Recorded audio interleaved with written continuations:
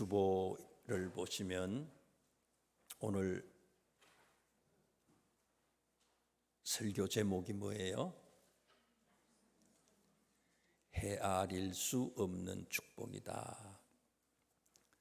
원래 주보를 제가 맨 처음에 이 제목을 잡으면서요, 뭐라고 했는가 하면 쏟아지는 축복 이렇게 했어요. 쏟아지는 축복. 그래서 쏟아지는 축복으로 해가지고 이렇게 출력을 하라고 이렇게 보냈다가 조금 있다가 다시 생각을 해서 조금 부드럽게 수정을 하자 해가지고 한 게 헤아릴 수 없는 축복이다. 엄청나게 많은 축복을 성경에 보면요, 다윗이 받았어요. 그 축복을 우리 명석의 모든 성도들도 다 받아 누렸으면 좋겠다. 쏟아지는 축복. 그래서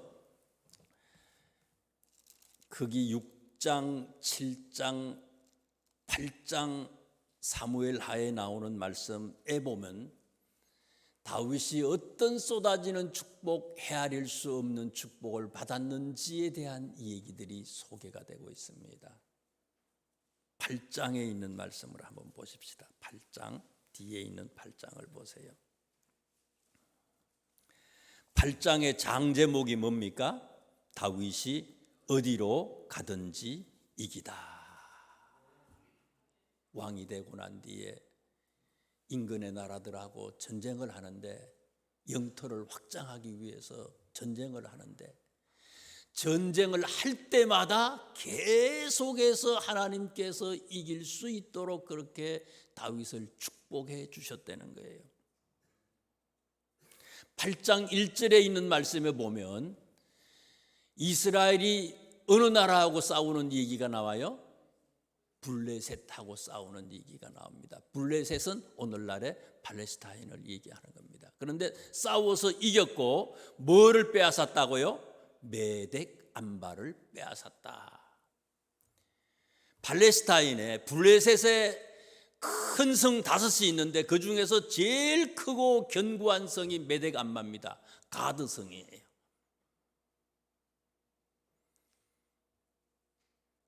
골리앗이 가드 사람이거든요. 옛날에 블레셋의 제일 큰 성 메덱 안바를 빼앗고 블레셋을 점령했다.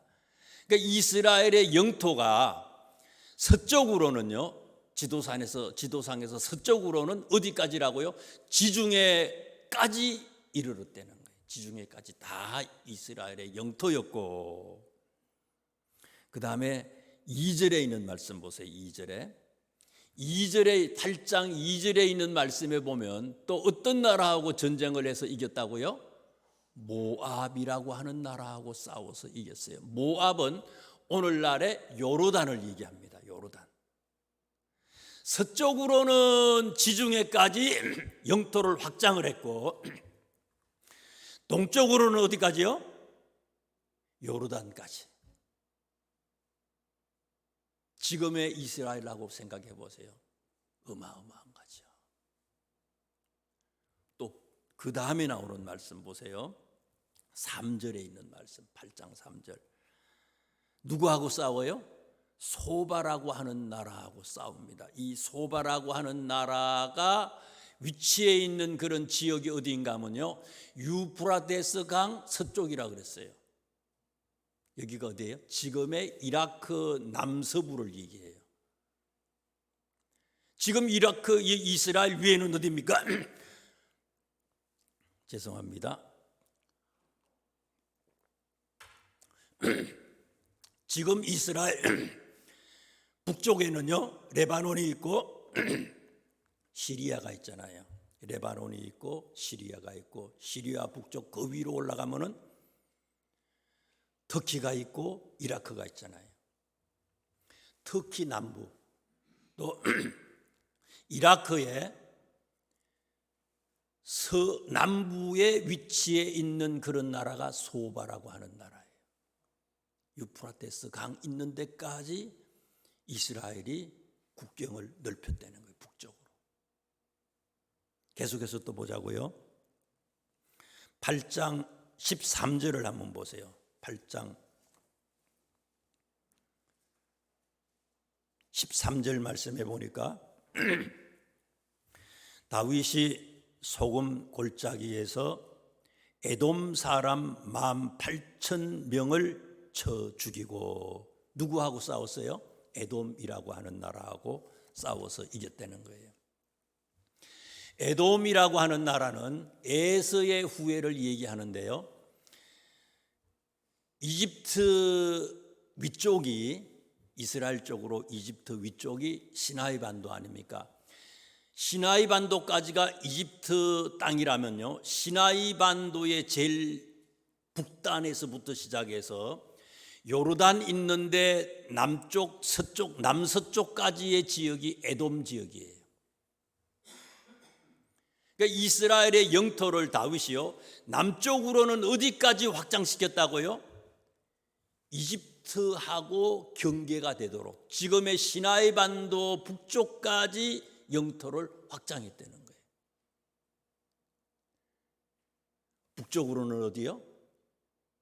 유프라테스 강 있는 데까지, 이라크, 터키 있는 데까지. 동쪽으로는 요르단까지. 서쪽으로는 어디요? 지중해까지. 하나님께서 다윗에게 헤아릴 수 없는 쏟아지는 축복을 허락을 해 주셨다 하는 얘기죠. 7장에 있는 말씀도 마찬가지예요. 7장 또 보십시다.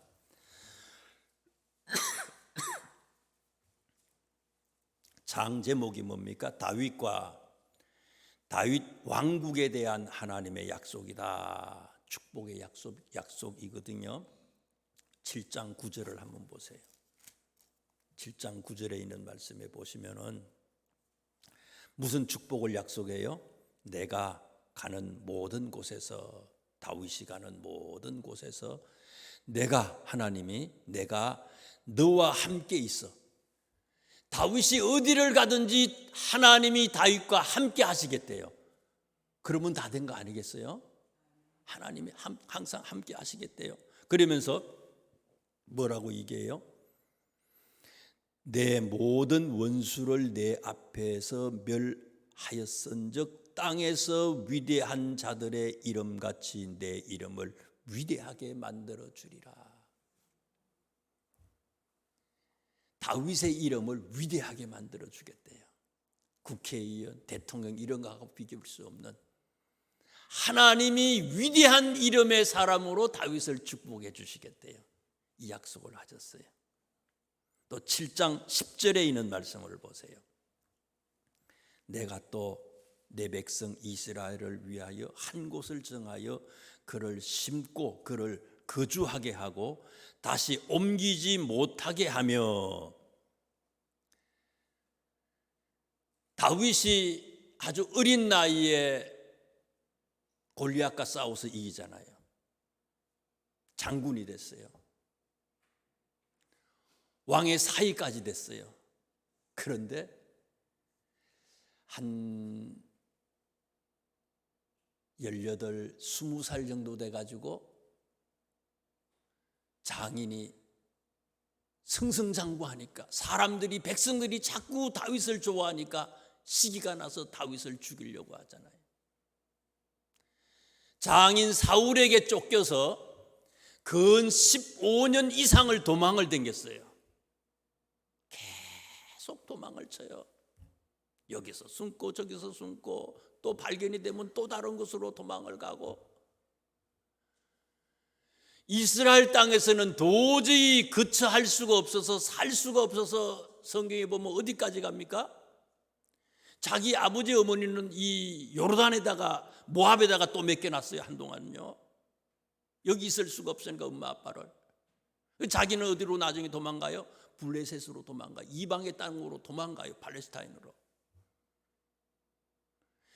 2번이나 다른 나라에, 이방 나라에 망명을 하잖아요. 다윗이 15년 이상 계속해서 도망을 댕겨서, 다윗에게 있어서요, 한 곳에 정착한다라고 하는 것은 엄청난 축복이에요. 지금 엄청난 축복이에요. 한 곳에 정착한다는 게.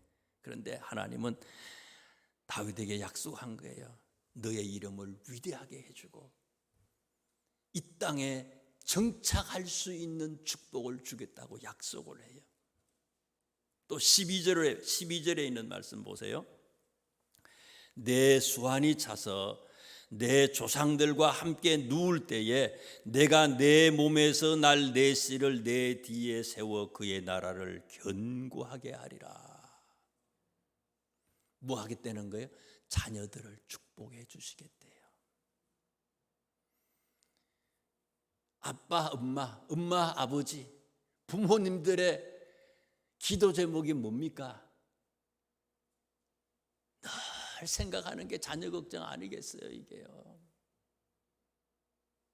저것들이 잘 살아야 되는데, 제대로 신앙생활 해야 되는데, 저것들이 하나님의 기쁨이 돼야 되는데. 그런데 하나님께서요, 다윗이 지금 이스라엘의 왕인데 다음에 자녀들도, 이 다윗의 자녀들도 왕이 되도록 해주겠대요. 그 나라를 견고하게 해주겠다고 자녀들을 축복해줘요. 지금요. 그런 약속을 하셨어요. 거기다가 14절, 15절, 16절 이 말씀은 무슨 축복입니까? 사울이, 다윗 전임자가 사울 아닙니까?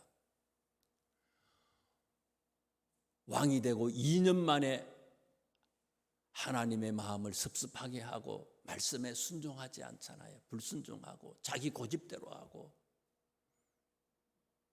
결국은 하나님을 떠난 사울 왕을 하나님께서 버리잖아요. 마지막에는 블레셋하고 전쟁을 할 때에 사울 자신도 전쟁에서 죽고 사울의 세 아들도 아버지와 함께 그냥 전사해요. 싸움에서 전사. 아버지처럼 다 죽었어 그냥. 마지막 하나 남은 아들은 밑에 부하가 그죠. 부하가 그냥 죽여버리는 거예요. 사울의 아들을. 비참하게 사울의 왕국이 끝장이 났어요. 그런데 하나님이 다윗한테 약속하기는요, 너의 자녀들이 좀 잘못해도 하나님께서는요, 인생의 채찍으로 징계는 하지만, 깨닫게 하기 위해서 너의 자녀들을 징계는 하지만은 하나님의 은총을 사울처럼 빼앗지는 않겠대요. 영원한 나라로 견고하게 너의 자녀들의 나라가 번성할 수 있도록 지켜주겠다고 약속을 해요. 그래서 예수님이 오시는 거 아닙니까? 어마어마한 축복을 약속하셨어요. 자, 그럼 왜 하나님이 다윗에게 이런 헤아릴 수 없는 축복, 쏟아지는 이런 축복을 주셨을까? 이유가 뭐냐 이거예요. 다윗의 특징이 있어요. 특징이 뭐라고 그랬어요? 수요일날 어떻게 하면 하나님을 기쁘시게 해드릴 수 있을까? 이게 다윗의 늘 관심거리였어요. 어떻게 하는 것이 하나님을 기쁘시게 해드릴까? 내가 어떻게 사는 것이 하나님을 영화롭게 해드릴 수 있을까? 이게 다윗의 숙제예요. 늘 이것 때문에 하나님 앞에 기도하는 거예요. 오늘 본문 말씀 6장에 있는 말씀도 다윗이 왕이 됐습니다. 왕이 됐어요. 제일 먼저 왕이 되고 난 뒤에 한 일이 뭐냐 하는 것을 우리한테 소개해 줍니다. 제일 먼저 왕이 되고 난 뒤에 제일 먼저 한 게 뭐냐? 어떻게 하면 하나님을 기쁘시게 해드릴 수 있을까? 그걸 생각했어요. 그러다가 생각한 게 뭡니까? 하나님의 법궤를 자신이 사는 이 다윗성으로 모셔와야 되겠다 하고 법궤를 모셔오는 얘기가 오늘 본문의 얘기입니다. 그러면 하나님의 법궤가 무엇이기에 하나님을 기쁘시게 해드릴 수가 있었느냐? 한번 같이 찾아봅니다. 구약성경 119쪽 출애굽기 25장입니다. 출애굽기 25장 22절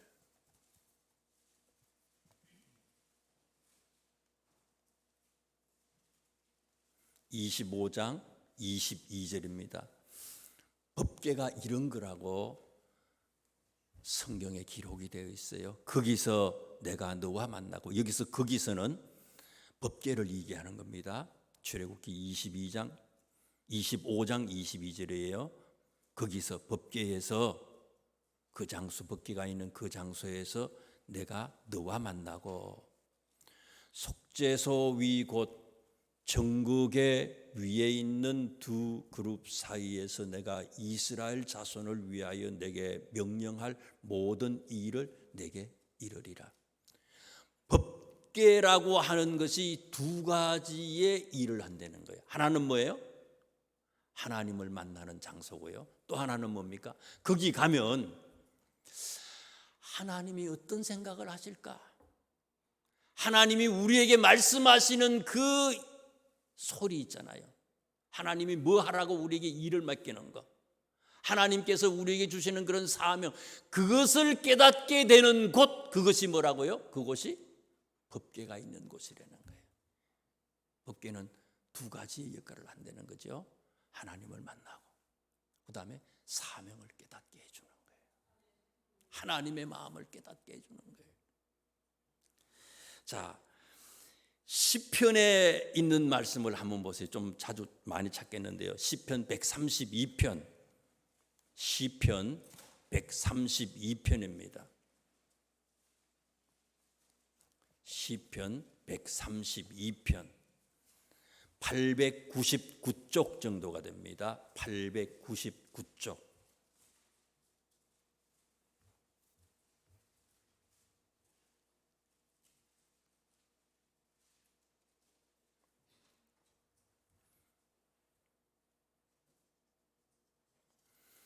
이 시편 132편은 다윗이 왕이 되고 난 뒤에 하나님의 법궤를 가져올 때의 일을 기억하면서 기도문을 적은 것이 132편이에요. 그러니까 오늘 성경에 나오는, 오늘 본문이 나오는 이때를 생각해서 이제 지은 그런 기도문이거든요. 한번 보자고요. 여호와여, 다윗을 위하여 그의 모든 겸손을 기억하소서.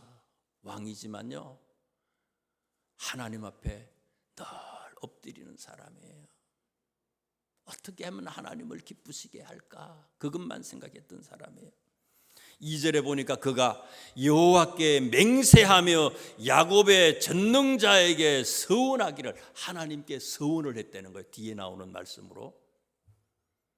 3절 보세요. 내가 내 장막집에 들어가지 아니하며 내 침상에 오르지 아니하고. 뭐 때문에요? 하나님의 법궤를 자기가 사는 이 다윗성으로 모셔오지 아니하고는 내가 왕이 됐지만, 왕이 됐는데 왕궁으로 안 들어갔다는 거예요. 대단하지 않아요? 왕이 됐어요. 근데 왕궁에 있지만 내 침상에 오르지 않았다는 거예요. 이거 모시고 오기 전까지는. 내가 내 장막집에 들어가지 아니하며 내 침상에 오르지 아니하고. 4절 보세요. 내 눈으로 잠들게 하지 아니하며 내 눈꺼풀로 졸게 하지 아니하기를. 야, 잠도 안 자, 졸지도 않고 잠도 안 자겠다는 거예요. 오직 뭐 어떻게 하면 하나님을 기쁘시게, 어떻게 하면 하나님의 법궤를 다윗의 내 가까이에 있는 이 다윗성으로 모셔올까, 이거 생각하는 것 때문에 잠도 못 잤다는 거예요. 침상에 오르지도 않아. 야, 대단한 것 같아요. 5절 보세요. 여호와의 처소 곧 야곱의 전능자의 성막을 발견하기까지 하리라 하였나이다. 이걸 하나님 앞에 서약을 했다는 거예요. 맹세한 거예요. 내가 하나님의 법궤를 가져오기 전에는 내가 잠도 안 자고 졸지도 않고 침상에 오르지도 않고 어떻게 하든 내가 꼭 그것을 가져오겠다는 거예요. 그런데 발견하기까지 그러잖아요. 사실은요, 엘리 제사장 때 블레셋하고 싸움하다가 이 법궤가 뺏기잖아요. 뺏겼다가 다시 나중에 이제 그게 재앙이 블레셋 땅에 갔더니 다 재앙이 법궤가 가는 곳마다 재앙을 일으켜 가지고 블레셋 사람들이 막 죽어가니까 블레셋 사람들이 베세메세로 이 법궤를 다시 보내잖아요. 그래가지고 이 법궤가 어디로 가는 거면 기랏 여아림에 있는 아비나답의 집에 들어가잖아요. 그게 20년 동안, 그러니까 그 엘리 제사장 말기부터 시작해가지고 사울 시대까지, 사울의 말까지요, 사울이 왕으로 있을 때 그 말까지 이 아비나답의 집에 있었는데, 이스라엘 사람들은요 법궤가 어디에 있는지도 모를 정도로요 방치돼 있었다는 거예요. 이 법궤가 몰라. 아무리 찾아도 이 법궤가 어디에 있는지를 사람들 수소문을 해도 찾을 수가 없는 거예요. 그래서 나온 얘기가 이거예요. 서원까지 하겠다는 거 아니에요. 이거 찾기 전에는 내가 뭐 밥도 안 먹고 잠도 안 잤고 그렇게 하겠다는 거예요. 지금요. 본문 말씀에 6장에 있는 말씀을 보면요, 이거 찾기 위해서 몇 명을 보냈어요? 사무엘하 6장 보세요. 여기 132편을 책가피해 놓고 난 뒤에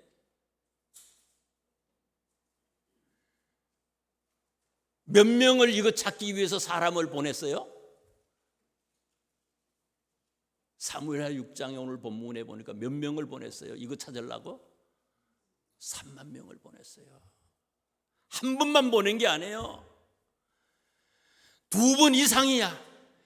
여러 번을 3만 명 이상의 사람들을 계속 보내고 빼놓는 게, 이거 법궤 찾으려고 얼마나, 그러니까 이스라엘 사람들이 하나님을 믿는다고 하면서도요 법궤를 이렇게 방치한 거예요. 오늘 우리의 모습이 이런 거 아니겠습니까?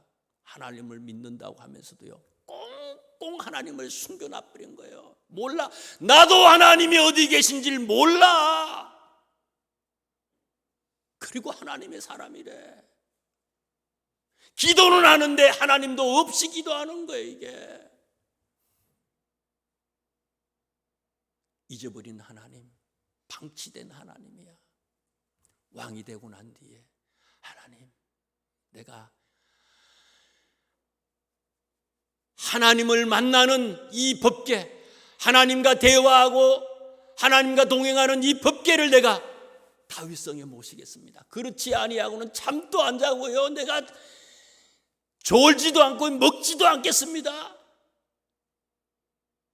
그래서 다윗이 찾아냈다는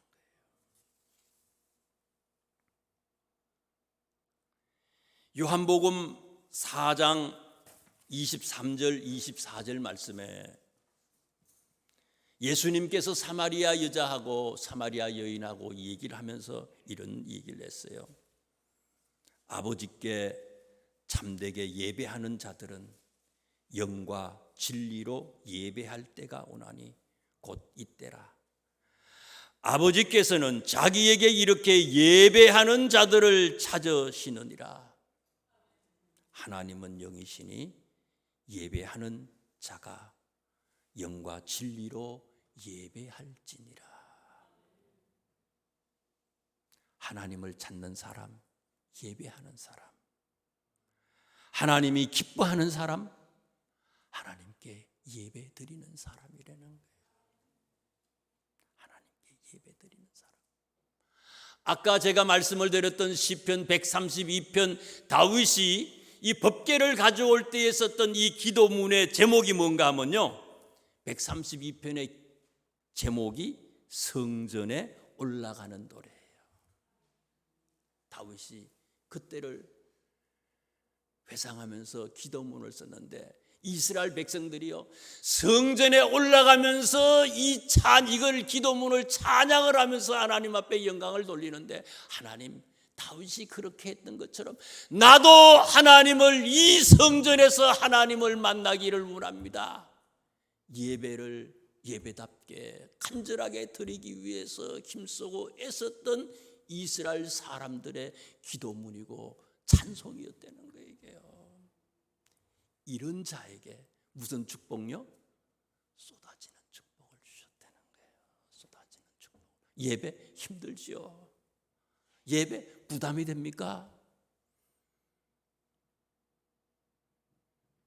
그런데 예배 드리는 것이 다윗처럼 최고의 기쁨으로 여길 때에, 하나님을 만나는 시간이 최고의 나의 기쁨이 될 때에, 하나님은 우리에게 헤아릴 수 없는 축복을 허락해 주신다고 하는 사실입니다.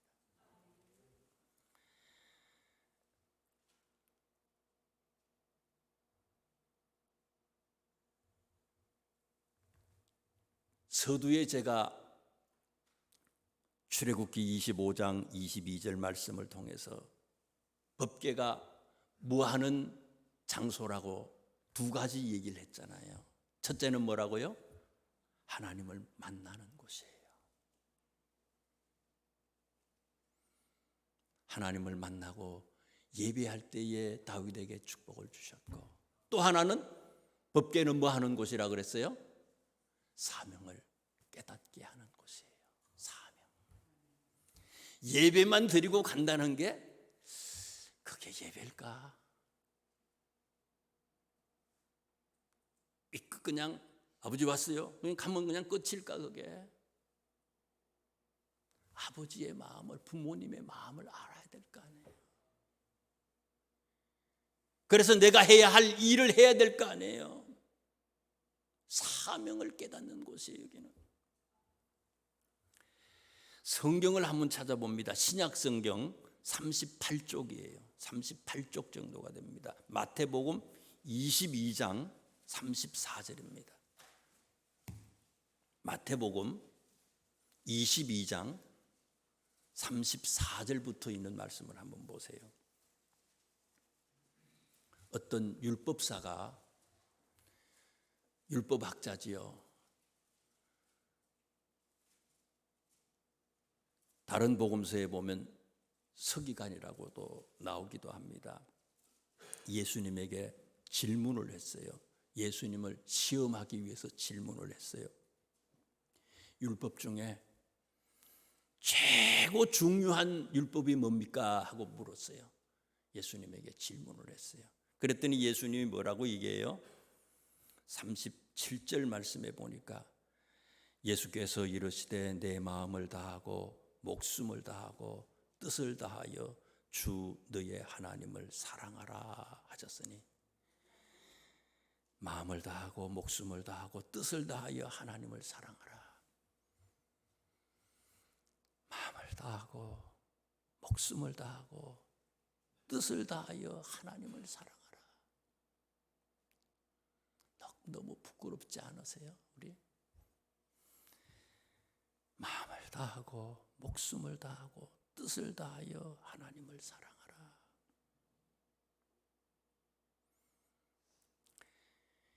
율법사가요, 제일 큰 게 뭐냐고, 제일 중요한 게 뭐냐고 물었는데 예수님은 대답을요 하나로 얘기한 게 아니잖아요.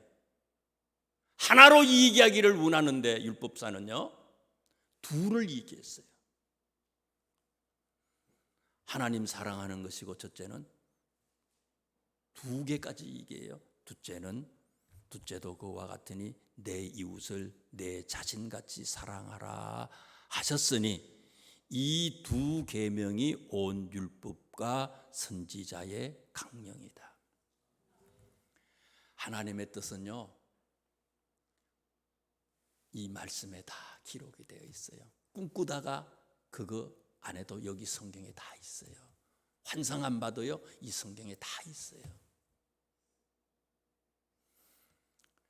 꿈꾸는 거 가지고, 환상 보는 거 가지고 하나님 얘기하다 보면 자칫 잘못 이상하게 나가는 이단이 될 수 있어요. 하나님의 마음은 첫째 하나님을 사랑하는 거고요, 두 번째 뭐 하는 거라고요? 이웃을 사랑하는 거다. 근데 굉장히 중요한 게 나와. 여기 보세요. 39절에 있는 말씀을 보세요. 39절. 말 뜻을 잘 깨달아야 돼요. 이게요.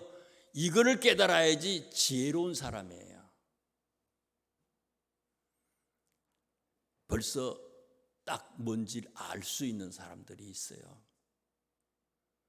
38절은 이것이 크고 첫째 되는 계명이요 둘째도 그와 같으니 내 이웃을 내 자신같이 사랑하라 하셨으니 이 두 계명이 온 율법과 선지자의 강령이다. 공부를 밤새워서 했는데 시험은 60점이 안 돼. 이 지혜가 있어야 되는 거예요. 39절을 풀 수 있어야 되는 거예요.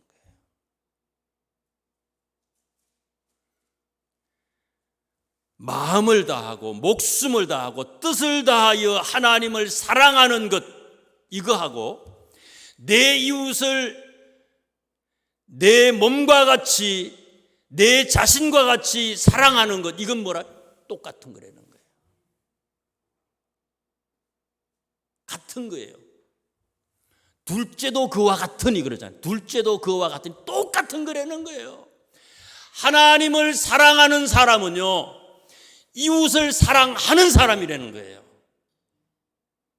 이웃을 사랑하지 아니하고 하나님을 사랑한다고 그건 가짜라는 거예요. 가짜예요. 그래서 원수 같은 사람이지만 천군 천사를 동원해서 다 죽일 수 있지만 예수님은 어떻게 했어요? 용서했어요. 그냥 십자가를 지신 거예요. 예수 믿는 사람들의 삶이에요. 바보처럼 사는 거죠. 그래서요. 그게 바보가 십자가예요. 할 말 다 하면 그거 예수 믿는 사람이 아니라는 거예요. 하나님을 만난 사람은, 진짜 예배하는 사람은요 속상하게 하고 힘들게 한 그 사람까지도 그를 위해서 기도할 수 있고 사랑할 수 있는 마음이 있어야지 하나님을 사랑하는 사람이라는 거예요.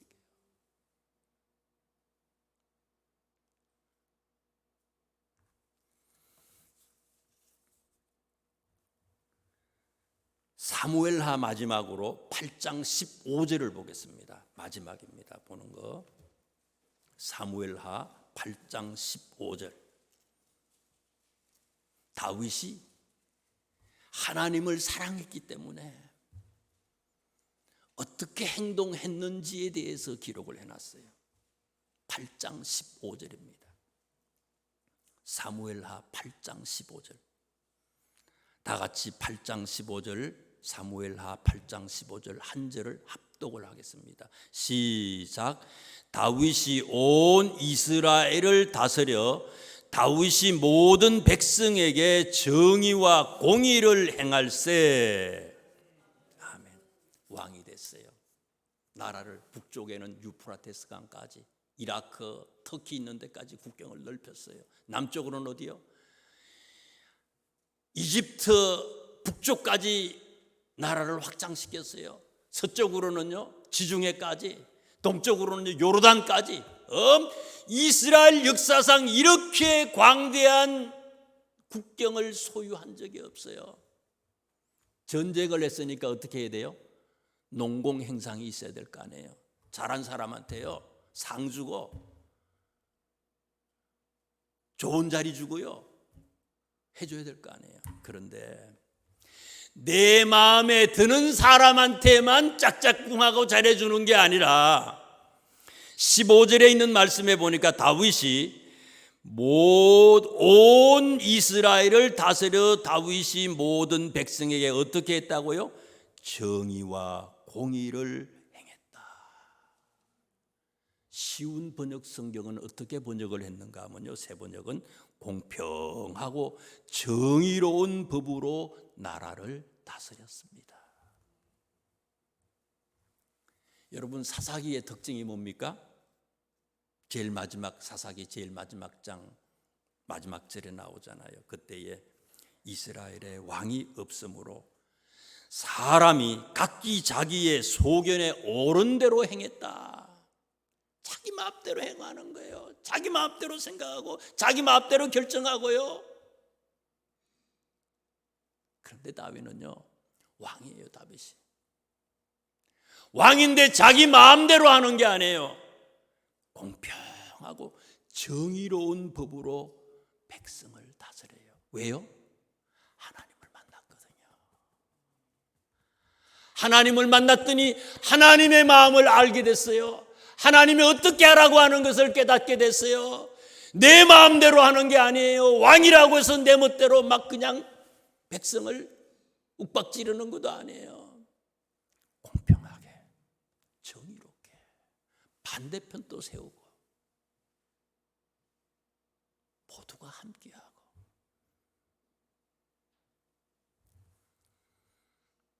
하나님을 만난 사람의 특징이라는 거예요. 반대편을 죽이는 게 아니에요.